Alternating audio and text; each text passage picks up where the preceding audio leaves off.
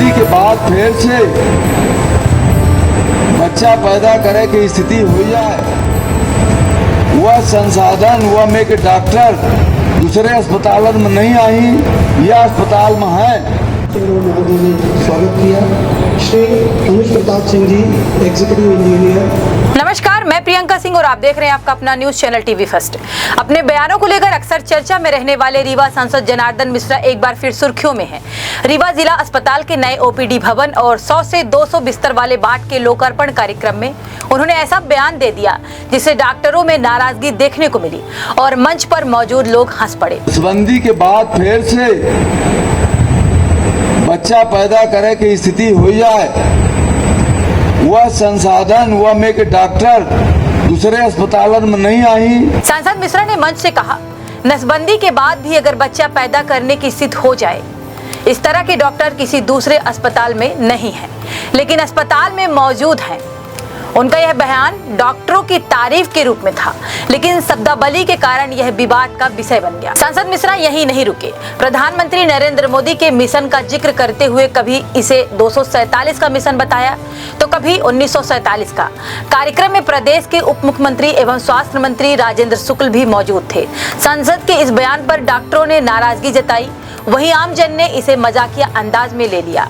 जनार्दन मिश्रा अपने अलग अंदाज और विवादित बयानों के लिए अक्सर सुर्खियों में रहते हैं। हाल ही में हुए बच्चों को नहलाने, धुलाने और नाखून काटते हुए भी चर्चा में आए थे और अब अस्पताल के मंच से दिया गया उनका यह बयान सोशल मीडिया पर जमकर वायरल हो रहा है। जो मानव संसाधन है ओका तैयार करे में बहुत कठिनाई होती और यहाँ पर्याप्त डॉक्टर, पर्याप्त नर्स, पर्याप्त वार्ड बॉय, जैसे सिविल सर्जन महोदय कहत रही कि हमका डायलिसिस के लिए कोनो दूसरे अस्पताल के मदद की जरूरत नहीं है, तो बच्चा वार्ड में बच्चा पैदा करे के लिए कोनो मेयर के चैलेंज नहीं है, तो प्लास्टिक सर्जरी के लिए कोनो मेयर के दूसरे के जरूरत नहीं है। नसबंदी के बाद फिर से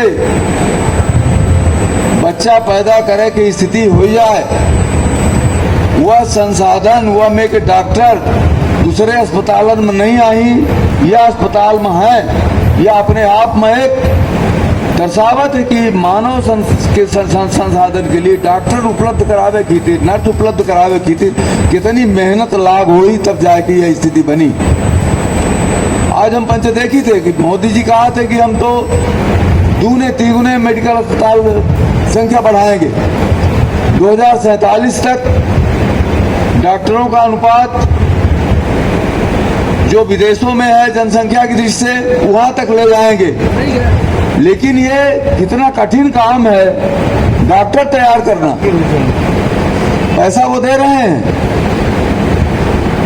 आयुष्मान भारत के तहत 5 लाख रुपए हर आदमी के गरीब की दवाई हो रही है, अस्पतालों का आधुनिकीकरण हो रहा है, नई नई मशीनें आ रही हैं, लेकिन डॉक्टर तैयार करना कितना कठिन काम है। और जब मोदी जी ने संकल्प लिया कि हम 1947 तक जो यूरोप की और अमेरिका के डॉक्टरों की और मरीजों की स्थिति है वही हिंदुस्तान में ले आकर के खड़ा करेंगे, ये अपने आप में बहुत बड़ा संकल्प है। और उसके लिए मैं समझता हूं कि मध्य प्रदेश का स्वास्थ्य विभाग आदरणीय राजेंद्र जी शुक्ला जी के नेतृत्व में उस काम को आगे बढ़ा करके कर रहा है। नए नए मेडिकल कॉलेज खुल रहे हैं, प्रोफेसर बढ़ रहे हैं, विद्यार्थियों की संख्या बढ़ रही है और इस तरह से मोदी जी का जो लक्ष्य है उसे प्राप्त करने के लिए मध्य प्रदेश की सरकार और मध्य प्रदेश के स्वास्थ्य मंत्री के रूप में आदरणीय राजेंद्र शुक्ला जी का काम निश्चित रूप से उनके सपनों को